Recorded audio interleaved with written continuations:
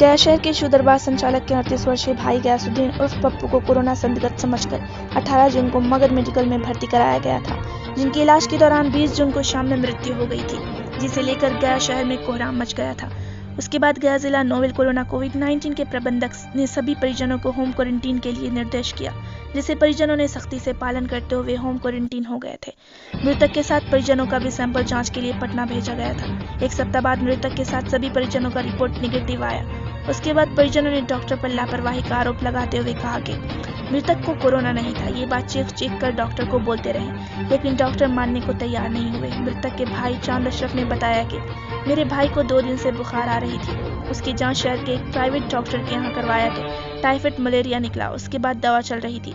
अचानक से 18 जून को तबीयत बिगड़ी तो शहर के एम्स अस्पताल ले गए, जहां एम्स के वरिष्ठ डॉक्टर AN राय द्वारा साफ और सीधा कहा गया कि पहले कोरोना टेस्ट करवाइए, तब इलाज के लिए भर्ती लेंगे। उसके बाद जांच के लिए मगध मेडिकल ले गए। बाकी पूरी वारदात देखिए परिजनों ने क्या कहा। साथ ही मृतक के परिजनों ने अंतिम में एक संदेश देते हुए जिला प्रशासन से अपील किया कि जो हम लोगों के साथ घटना घटी है वो किसी और के साथ भविष्य में ना घटे, जबकि कोरोना की रिपोर्ट आते आते मरीज की मृत्यु हो जाती है। कहा कि कोरोना टेस्ट के लिए मरीज का सैंपल लें, लेकिन जो वास्तविक बीमारी है पहले उसका इलाज करें। किसी की भी मुफ्त में जान ना लें। आज अफवाह और डॉक्टर की लापरवाही से मेरे भाई की अनमोल जान चली गई। साथ ही मृतक के बड़े भाई चांद अशरफ ने शहर के इलेक्ट्रॉनिक एवं प्रिंट पत्रकारों पर आरोप लगाते हुए कहा कि बिना पुष्टि के खबर छापने वाले पत्रकारों को कोर्ट से लीगल नोटिस करवाऊंगा कि अफवाह फैलाते हैं। पत्रकार जिन पर देश दुनिया विश्वास करती है, वही जनता में दहशत व गुमराह करने की अफवाह फैला रहे हैं।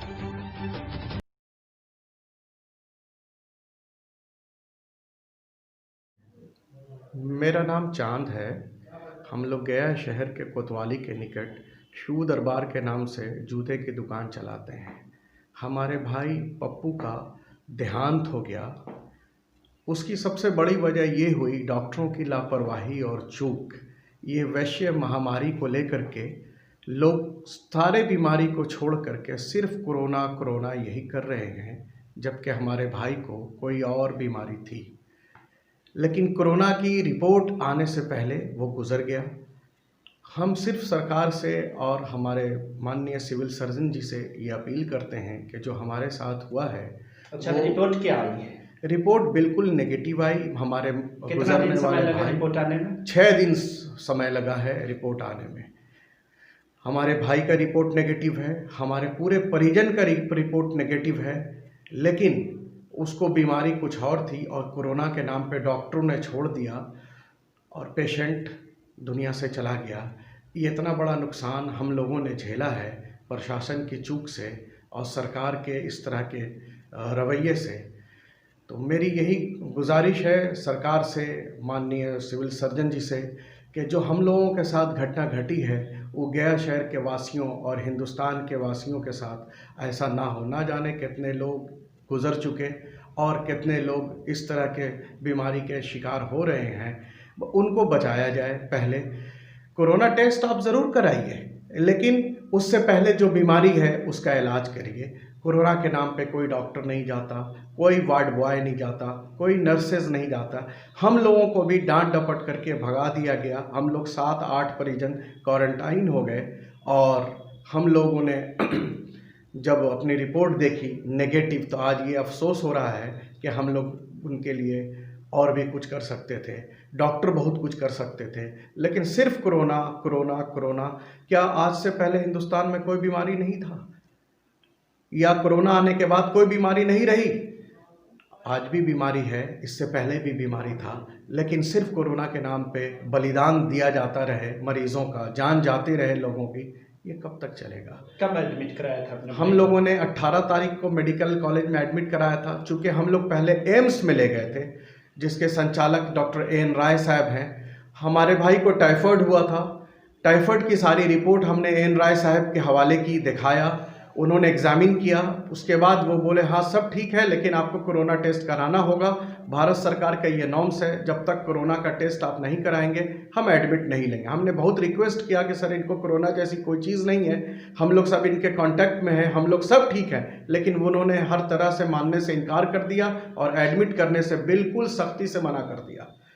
तब एट लास्ट उन्होंने हम लोगों ने पूछा कहाँ जाएं, तो आप मेडिकल में सिर्फ होता है टेस्ट, आप वहाँ लेके जाइए। हम वहाँ से वापस लेके आए। मेडिकल में हमने L1 में एडमिट किया 18 तारीख को। 18 तारीख को उनको रात में ऑक्सीजन लगा। सुबह में 19 तारीख को डॉक्टरों ने बताया कि पेशेंट की पोजीशन ठीक है, लेकिन ऑक्सीजन इनको चाहिए, इसीलिए हम लोग इनको L3 में कर रहे हैं। चूँकि L1 में ऑक्सीजन का मात्रा पूरी तरह नहीं रहता है, तो L3 में कर दिया गया पेशेंट की सुविधा के लिए। और वहाँ का आलम यह है कि डॉक्टरों ने छोड़ दिया कोरोना के नाम पे, नर्सेज ने भी छोड़ दिया, वार्ड बॉय ने भी छोड़ दिया, हम लोगों को भी जाने से सख्ती से मना कर दिया, बिल्कुल मना कर दिया कि कोई भी नहीं जाएगा। हम लोग भी बाहर खड़े रहे 2 दिन 2 रात तक, और रिपोर्ट आने से 3 दिन कबल 20 तारीख को शाम में क्या हुआ एट ए सडन ये हम नहीं कह सकते। मेरा भाई गुजर गया, हमको ये खबर आती है, लेकिन हमारी बात 3:40 में हमारे भाई से हुई थी। उस वक्त तक बिल्कुल ठीक था, और जैसा कि हमने लोगों से पूछा है, डॉक्टरों से और वहाँ के पास के लोगों से, सबका यही कहना कि पेशेंट बिल्कुल ठीक था। लेकिन ऐसा क्या हुआ 1 घंटे में, वो मैं नहीं बता सकता। डॉक्टरों की चूक, डॉक्टरों की लापरवाही, इलाज के अभाव में हमारे भाई की जान गई है। नाम बता दीजिए अपना। मेरा नाम चांद है। हम लोग शू दरबार के नाम से गया के कोतवाली के निकट जूते की दुकान चलाते हैं। तमाम में भी इसी तरह की अफवाहें आती रहीं।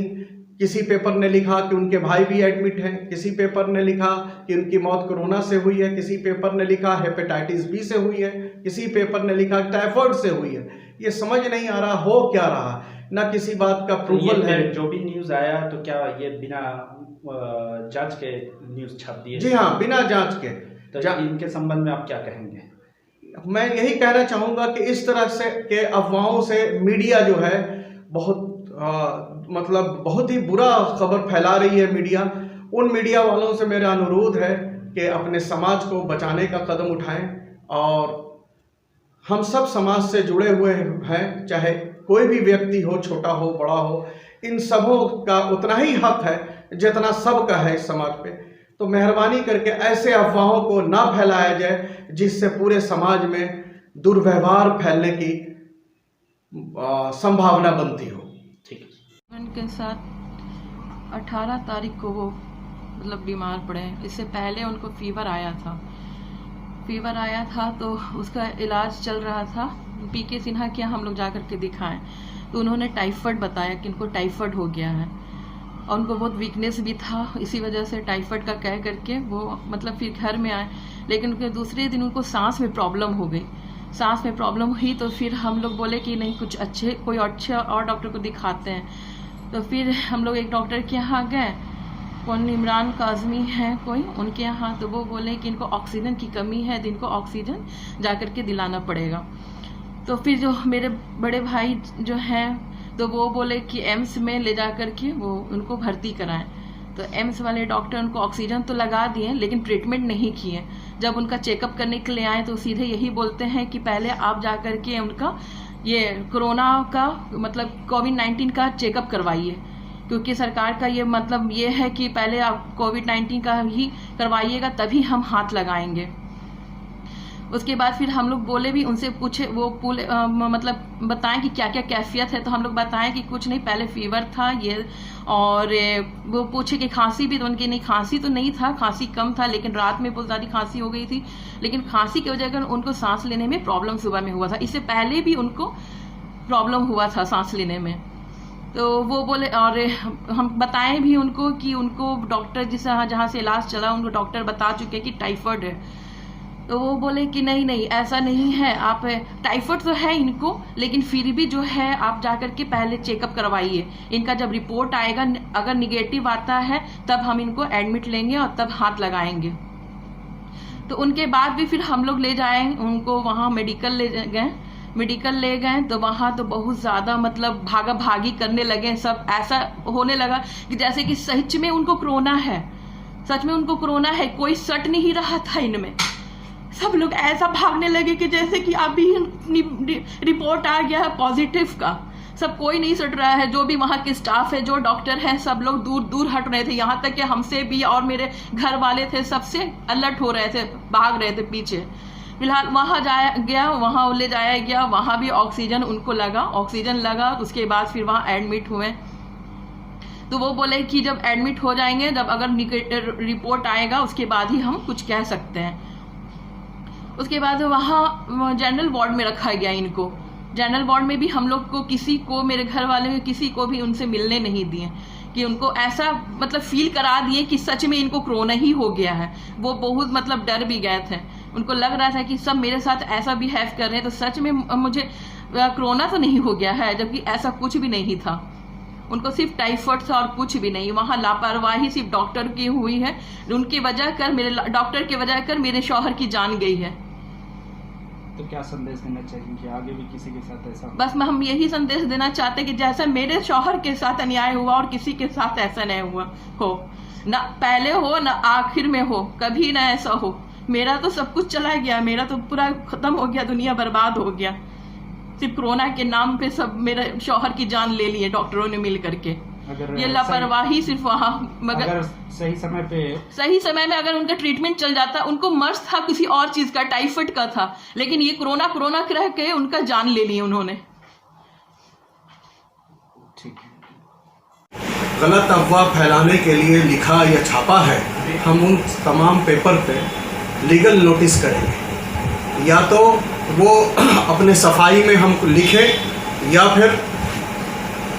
फिर अब सही न्यूज़ का खंडन करें, इस जरूर करें। लगभग 15 दिन पहले शिव दरबार स्वर्गीय पप्पू जी का देहांत हो गया, जिसमें जो हवा उड़ा एक बात फैल गई, कोरोना के वजह से उनकी मृत्यु हो गई, पर बाद में उनका रिजल्ट जो आया वो निगेटिव आया। तो इस पर क्या कहना चाहेंगे? एक जन प्रतिनिधि हैं आप, तो इस पर के बारे में क्या कहेंगे? सबसे पहले हम पप्पू खान साहब शिव दरबार के इंतकाल होने पे उनके पूरे परिवार को सांत्वना देना चाहेंगे और अपना खेद और दुख प्रकट करना चाहेंगे। एक शहर के नागरिक होने के नाते मैं सबसे पहले मीडिया से रिक्वेस्ट करूंगा कि कृपया वो इस तरह की अफवाह ना फैलावें, कोरोना ट्रायल मीडिया ना करे और इसका जांच जो है जब तक नहीं आ जाता हो इसके बारे में लोगों को अफवाह या दिग्भ्रमित करने का काम ना करें। काफ़ी अखबारों में पढ़ रहे थे कि भाई उनको कोरोना हो गया, किसी ने लिख दिया कोरोना से मर गए। बाद में जब रिपोर्ट आता है तो जानकारी होती है कि वो नेगेटिव थे। उनके पूरे परिवार जो दुख झेला है वो दुख किसी के इंतकाल होने का नहीं, इंतकाल से पहले जो पूरी पब्लिक उनके साथ छुआछूत अछूत वाला जो भाव ला रहा था वो गलत है, और वो सिर्फ इसलिए क्योंकि लोगों को दिग्भ्रमित कर दिया गया कि भाई उनको कोरोना है। तो मैं इसमें सरकार को दोषी ठहराना चाहूँगा कि सरकार अगर इतना अपना खर्चे का हिसाब दे रहा है तो कृपया ये टेस्ट गया में हो जिसका रिपोर्ट 1 घंटे में आ जाए, उस मशीन की व्यवस्था की जाए। कोई ऐसा उपाय किया जाए कि इमरजेंसी में जो व्यक्ति एडमिट किया जाए जिस बीमारी के कारण, पहले उसका भी इलाज हो, कोरोना की जांच हो ज़रूर हो, लेकिन बेचारा कोई अगर पैर टूटने के इलाज से गया हो तो पहले पैर टूटने का इलाज कर दिया जाए, कोई अगर पेट की बीमारी से गया हो तो पहले पेट का इलाज कर दिया जाए, जब कोरोना का रिपोर्ट आ जाता हो तो भाई कोरोना का इलाज करें। इस तरह से लोगों को इलाज के लिए विहीन कर देना कि जब तक रिपोर्ट नहीं आएगा कोई डॉक्टर उसको एडमिट नहीं लेगा, जब तक उसका कोई रिपोर्ट नहीं आ जाता है तब तक भाई उसको इलाज नहीं मिलता है, ये वाजिब नहीं है। इंसानियत के साथ ये खेल है और मैं खेद प्रकट करना चाहूँगा कि हमारा सरकार इसमें विफल है। कि ब्रेकिंग न्यूज़ कोरोना पॉजिटिव पाया गया शिव दरबार में, उन सारे मीडियाओं को क्या कहेंगे, इलेक्ट्रॉनिक मीडियाओं को? मैं बजाते उस परिवार से अनुरोध करूंगा कि मानहानि का दावा करें। हाँ। और ऐसे बीरकाऊ और गोदी मीडिया पे भाई ज़रूर कार्रवाई हो। आज की डेट में हमारे देश में कोर्ट ट्रायल बाद में हो रहा है, मीडिया ट्रायल पहले ही हो रहा है और सिर्फ गोदी मीडिया के माध्यम से हो रहा है। वो इसलिए न्यूज़ फैलाया जा रहा था क्योंकि उसमें दर्शाया हुआ था कि वो एक मुसलमान है, और भाई पीछे भी दिखाया कोशिशें की गई हैं कि भाई मुसलमान जो है वो कोरोना जिहादी है। हमारे देश को क्या हो गया है दोस्त? मीडिया वाले कृपया अपनी जिम्मेदारी समझें और अपने आप को इस तरह बदनाम होने से बचा लें। मीडिया एक स्तंभ है हमारे देश का और उस स्तंभ को मजबूत रखें, अपने निजी फायदे के लिए स्तंभ को खोखला ना करें। ये हमारा हाथ जोड़ के अनुरोध होगा।